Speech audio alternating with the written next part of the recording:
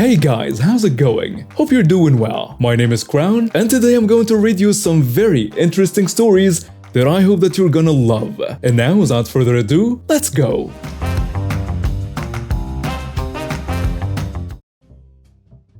I started my own business a few months back, refurbishing PCs and consoles. I wish to make it my full-time job, but for now, it's just a way to make some extra money on the side. I ran into some nice people and made new friends, but also had my fair share of unruly customers. I suffer from depression and anxiety as well as ADHD, so when I have one of these encounters, I often end up venting to my best friend. So she introduced me to this subreddit and convinced me to share it with everyone here. My friend left for a new job in a different state a month ago.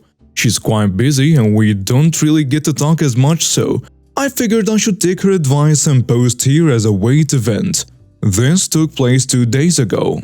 Anyways, let's meet the cast. Me, entitled mother, entitled dad, spoiled brat, policeman and female officer. It all started about 2 weeks back when I posted a new refurbished PS4 for sale. I had someone message me asking me all kinds of questions about the product. Everything seemed normal at first. He seemed interested and I was excited since I had just posted it seconds ago. Then came the message that killed my enthusiasm. The entitled dad tells me, "Okay, cool, we meet tomorrow then. I have $120 and need this for my son's birthday." Sorry? That's way too low. The price is $250. What? Oh man, come on, 120 cash, help me out. I can't recall what he said exactly, unfortunately. I blocked him already and blocking people where I posted this deletes the chat logs, but he basically started talking about how we are both Hispanic and how he just got here and how hard things are and how I was treating him badly. That I should help out a fellow Hispanic and so on. I told him I couldn't drop the price that much. I say, I can do 225. No man, come on, I only have 120. I already told you I can't do that. But I do have another one, an OG 500GB model. It has a broken desk. I can give you that for 120 no problem. What? No, I don't want a broken one. I want to get one for my son to play. I explained to him that the only thing broken was the desk drive and that he could still use it as an old digital model. I was planning on selling it for higher after I refurbished it, but he seemed so desperate and wouldn't stop going on and on about needing to get one for his kid because he promised him it for his birthday. I tried to throw him a bone, but he refused, insisting on getting the $250 Slim instead. After shooting his lowball offers down a few more times, he eventually dropped it, and I thought this would be the end of it, but oh, was I wrong. Fast forward a week and a half later and he messages me again. Hey, if this still available, I can do 200. By this time I had already sold a Slim but forgot to take it off the listing. Oh, sorry man, no, I already sold this. But I have another one I'm selling. Ah, no thanks. I don't want a broken one. Oh no sir, it's not broken anymore. I just finished refurbishing it a few days ago. So it's working now? Does it have a warranty on it or something? How do I know you're not ripping me off and it won't just break or something? I'd normally give people a week to return things if anything goes wrong. It's not a refund but more of a free repair or exchange. I am new to refurbishing things and make mistakes sometimes. Maybe I didn't tighten something enough or something like that. This has happened once before and it's why I started doing this. However, this is not important to the story so much. I reassured him and explained my policy around it. 1 week? Fine. Can we meet today? 120, right? Yeah, I get off work soon and will be home in a few hours. But no, it's going to be 200, not 120. What? You said 120 before. Yeah, that was before it was refurbished. Now it's 200. This is a rip-off. It is used and was broken. It should be 120. Sorry, but no, it's as good as new fully refurbished. If you're not interested, that's fine. I have other buyers. After about 30 minutes, he messages me again. Okay, sorry, can we meet today? Where are you? Yeah, sure. I confirmed the price with him again and gave him my address. He said he would be there in about 20 minutes. I had just gotten home and was tired after working a double shift. I explained this to him and told him that I would wait but to be here soon. 1 hour later I messaged him but no response. I tried again after 10 minutes and nothing. I was so tired I just said screw it and went to bed. I woke up the next day to find over 40 messages on my phone, all from the entitled dad who showed up for hours after I'd fallen asleep.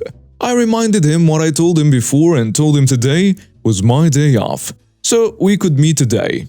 He agreed, but not before making a fuss about how I was not awake to meet him when he came 4.5 hours late.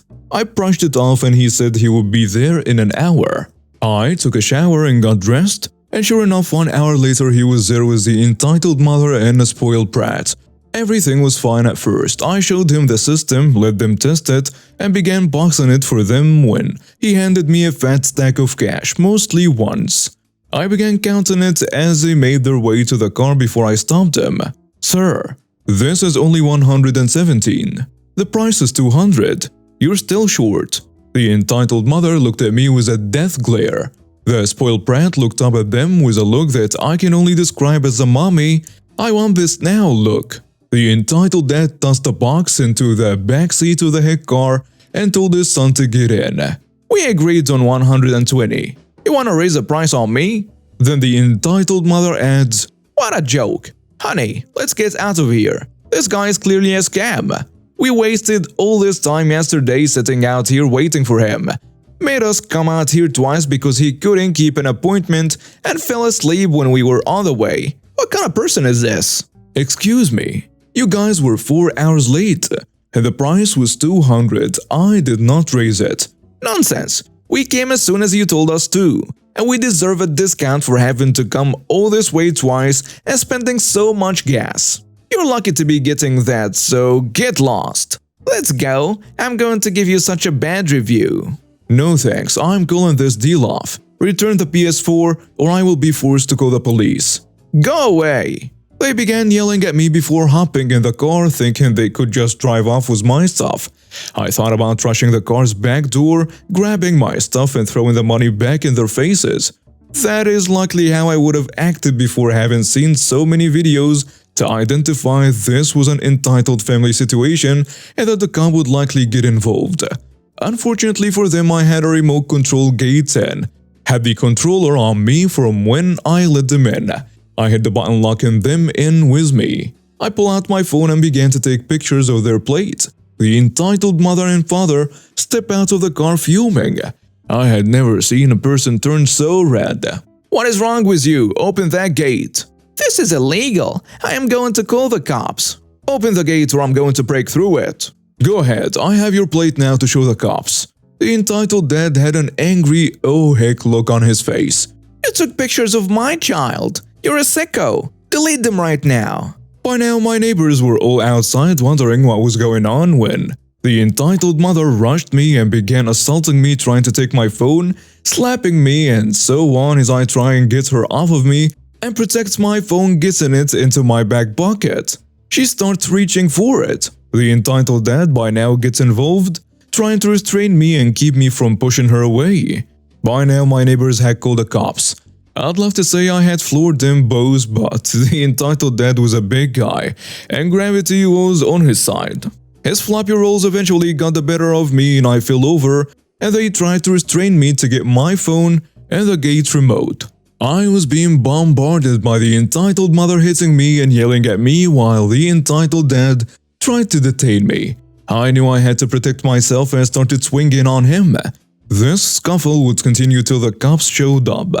Once there, they hopped the gate and separated us all and got the gate controller that was on the floor. They opened the gate and the policemen 1 and 2 pulled the family away to their car to talk while the female officer took me to my Porsche area to talk. She asked me if I was okay because I was scratched up by the entitled mother's nails and if I lived here, if anyone else was here and what happened.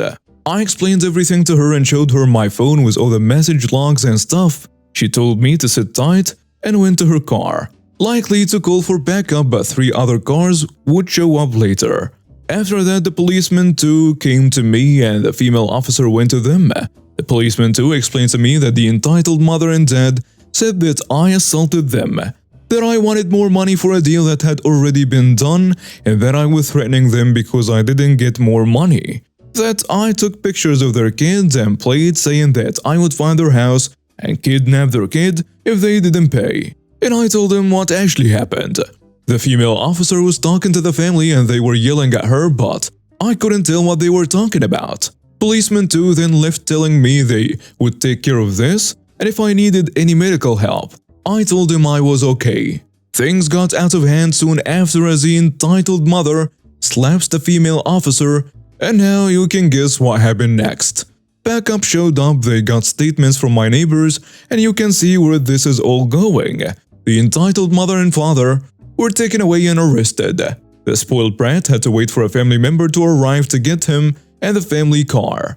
Charges then were pressed. Having assaulted that police officer and with all the witnesses, I didn't even have a choice in the matter at this point. But not like I wouldn't have pressed charges anyways. Hours later, everything was finally over and my PS4 was returned by the family member who came to pick up the spoiled brat. It was only 2 p.m. and I was already burnt out. Crappy way to spend my day off, but I went back inside to relax, checked my phone and had another buyer that came to get it and paid full price. Edit. So I called the female officer today to ask if there is any update, since she gave me her card and found out some more juice information for you guys. It seems me pressing charges on her won't be happening after all, or that it will be put off for something I don't really understand, but basically I found out from the female officer that the entitled mother and dad have multiple outstanding warrants for some very serious charges in another state, and that they will likely be transported there to be locked up for a very long time. Turns out they have been on the run for years now and the law finally caught up with them in my front yard. So yeah, it looks like they are going to be going away for a very long time, all because they wouldn't pay another $83 for a PS4. This is a story of how a friend of mine nuked a timeshare scam a few years back and took them to the cleaners. Background: a friend of mine is a big dude, maybe 6'3" and 250 pounds, and no-nonsense military NCO. Likes his booze and likes to have a good time when he's off the clock. We will call him JB. One day he got one of those win a free week-long cruise, all expenses paid phone calls. He decides to look into it because why not? Calls a number back and gets a lady on the other end who gives him the rundown of how the cruise thing works. It sounds too good to be true, so he asks her, is this some sort of timeshare nonsense or other strings attached to this? She assures him that no, there is not. He goes for it and signs up for a cruise a few months later during a block of leave. Revenge. In order to claim the cruise, he and his wife had to show up a day early to a hotel near the port where the cruise was departing. Room is paid for already as a part of the cruise package. They show up the day before and check in with the front desk. The concierge asked if they would like to upgrade to the VIP package for $20, which includes free drinks at the hotel bar. Heck yes. He takes the upgrade and heads to the bar. JB is a social drinker, and when he gets liquored up, he starts socializing with the other bar patrons. He finds out that they are also there for the cruise, and that there is a mandatory presentation the next morning that everyone has to go to. JB starts to smell a rat. This sounds an awful lot like a timeshare scam. Well, he's having none of it. And being good and drunk, he rallies all the cruise goers around him, about 30 people, gets up on a table and delivers a William Wallace-style speech about how they don't have to deal with these timeshare scam artists. Within minutes, he whipped the crowd into a frenzy and convinced everyone not to buy into whatever the presentation was selling. Sure enough, the next morning everyone shows up to the presentation to claim their cruise. They are told the tickets will be given to them at the conclusion of the presentation. JP is drunk again because, well, free booze, and he's on leave. JP starts to go back into Braveheart mode, getting real loud about how it's a scam, and he was told explicitly that there is no timeshare nonsense attached to this cruise. Well, the timeshare people instantly recognize JB as bad for business, so they usher him away from everyone else into a side room and try to talk sense into him. The timeshare scammer tells him, "Sir, this is a mandatory presentation. We cannot give you a ticket for the cruise unless you go to this." "Nonsense, y'all specifically said there was no timeshare involved in this cruise." "Sir, we have all our calls recorded, and it was very clearly outlined that you would need to listen to this presentation." "Good. Let's pull up my recording and you show me when they said that." At this point, a big beefy security-looking dude, not with a hotel, clearly a part of the timeshare company, tries to intervene because JB is getting louder and more angry. The security guy putting a hand on JB's shoulder, "Sir, we are going to have to back up. I will rip off your head, crawl down your neck and out your back." He sure has a way with words. The security guard meekly turns tail and runs. At this point, it's clear that they can't let JB into the presentation or else he will ruin everything. So the director of the program pulls JB into his office, basically tells JB that they listened to his call, and he's right. The lady had said there was no timeshare involved. The director admits that they aren't able to print his ticket until 12:30 p.m., the time the presentation was scheduled to end, because the company locks him in order to force people to go to the presentations. He says, "Come back at 12:30, I will have your ticket, and I will upgrade you to premium for free if you just don't go anywhere near our presentation." Too easy.